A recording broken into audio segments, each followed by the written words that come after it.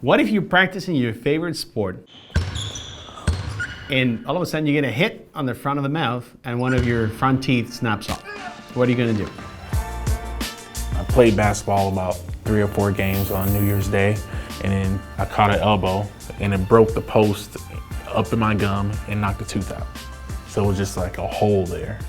Patients in those situations, usually they lose a tooth, and in addition to losing the tooth, they'll lose bone, and because they lose the bone, the gum gets receded and the volume looks less and creates a defect in the front. The first doctor that I met, he looked at my mouth and was like, "You need to see a specialist." That's how I was referred to Dr. Castro, and he took it like it was a personal mission. But additionally, we had space that it was actually bigger than the tooth that was going to replace it.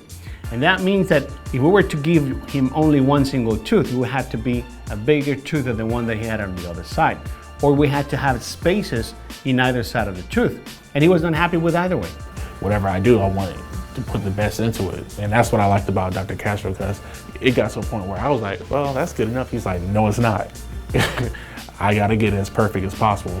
So we had to use some veneers and crowns on the teeth in the front for us to be able to distribute and assign each tooth the proper space that it was needed. And once we had determined that, then place an implant on the proper position. He loved that idea. If you want to go somewhere where you know that people are gonna take an interest into it, taking care of your mouth like it's their mouth, then you probably would wanna go here. When he was complete, some magic happens.